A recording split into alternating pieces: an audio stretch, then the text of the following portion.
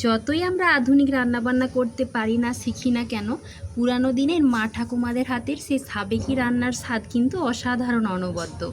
তো আমি আজকে সেরকমই একটা দারুণ স্বাদের নিরামিষ সাবেকি রেসিপি আপনাদের সাথে শেয়ার করতে চলেছি, যেটা বানানো কিন্তু একদমই সহজ আর খেতে খুব সুন্দর লাগে। তাহলে চলুন দেরি না করে ঝটপট আমার আজকের রেসিপি শুরু করি। রান্নাটা বানানোর জন্য সবার প্রথমে আমার এখানে লাগবে ছোলার ডাল। আমি এখানে একটা কাপ মাপ করে হাফ কাপ মতো ছোলার ডাল বেশ কিছুক্ষণ আগে ভিজিয়ে রেখে দিয়েছিলাম, এখন সুন্দরভাবে ভিজে গেছে। এবার ওই জল ঝরিয়ে রাখা ছোলার ডালটা আমি একটা মিক্সির জারের মধ্যে দিয়ে দেব। এটা একটা ফাইন পেস্ট বানিয়ে নিতে হবে।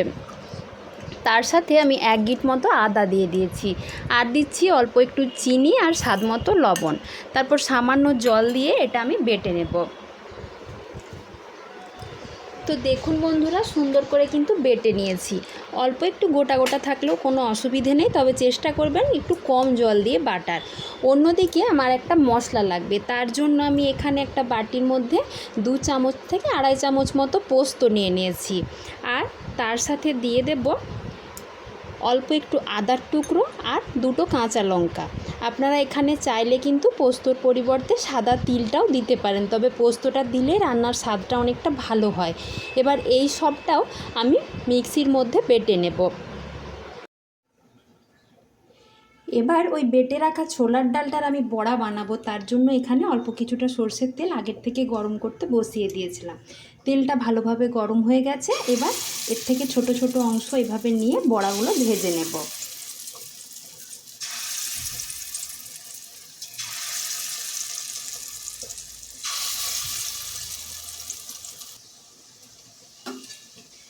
তো প্রথম ব্যাচের বড়াগুলো তো আমার ভাজা হয়ে গেছে, এবার তেলটা ঝরিয়ে নিয়ে তুলে নিচ্ছি।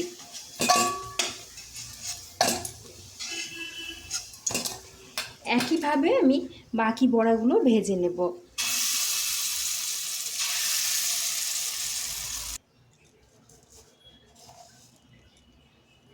একইভাবে সব বড়াগুলো ভেজে তুলে নিয়েছি। এবার ওই তেলটার মধ্যে আমি সামান্য একটু কালো জিরে দিয়ে দেবো।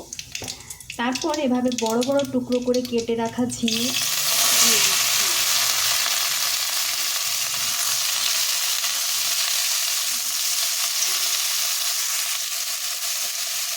এবার ভালোভাবে নাড়াচাড়া করে উপর থেকে একটা ঢাকা দিয়ে দেবো, যাতে ভালোভাবে সেদ্ধ হয়ে যায়। ঝিঙেটা থেকে কিন্তু অনেকটাই জল বেরিয়ে গেছে। এবার ঝিঙের সাথে দিয়ে দিচ্ছি স্বাদ মতো লবণ, তার সাথে সামান্য একটু হলুদের গুঁড়ো,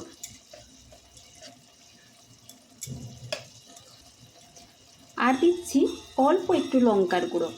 ব্যাস, আর কিচ্ছু মশলা কিন্তু এখানে লাগবে না। এবার সব কিছু ভালোভাবে মিশিয়ে নেব। ঝিঙে কিন্তু আমার এখানে প্রায় সেদ্ধ হয়ে এসেছে।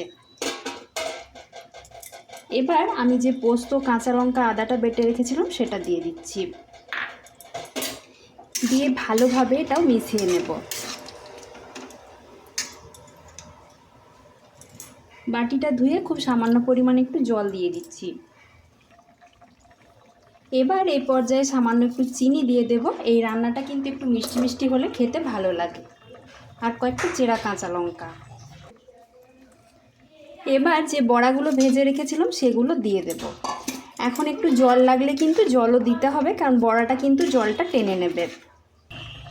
রান্নাটা কিন্তু পুরোপুরি কমপ্লিট। এবার সবশেষে দিয়ে দিতে হবে সামান্য একটু সরষের তেল। এই কাঁচা সরষের তেলটা কিন্তু অবশ্যই দিতে হবে, তবেই রান্নাটার স্বাদ ভালো হবে। আর কিচ্ছু না, এবার ভালোভাবে মিশিয়ে নিয়ে নামিয়ে নেব। এরকম জল জলই করে নামিয়ে নিলে জলটা কিন্তু টেনে নেবে, যেহেতু বড়া আছে। তো তাহলে কিন্তু তৈরি হয়ে গেল দুর্দান্ত স্বাদের পুরানো দিনের হারিয়ে যাবার একটি রান্না। খেতে কিন্তু খুবই ভালো লাগে। তরকারিটা কিন্তু আমি নামিয়ে একটা থালার মধ্যে পরিবেশনও করে নিয়েছি। দেখুন বন্ধুরা, দেখতে কত সুন্দর লাগছে। আর আপনারা তো দেখলেন, খুব কম তেল মশলায় এটা রান্না করা হয়ে যায়। খেতে কিন্তু খুব সুন্দর লাগে। সম্পূর্ণ নিরামিষ এই রেসিপিটা, খেতেও যেমন সুন্দর, বানানো তেমন সহজ। আর এই গরমকালে কিন্তু এরকম হালকা পাতলা রেসিপি খাওয়া ভালো, শরীরের জন্য উপকার। তো বন্ধুরা, আজকের রেসিপিটা কেমন লেগেছে কমেন্টে জানাবেন। আর ভালো লাগলে একটা লাইক ও শেয়ার করে দেবার অনুরোধ করছি। তার সাথে এরকম নতুন নতুন রেসিপি পেতে অবশ্যই আমার চ্যানেলটা সাবস্ক্রাইব করে পাশে থাকবেন। ধন্যবাদ।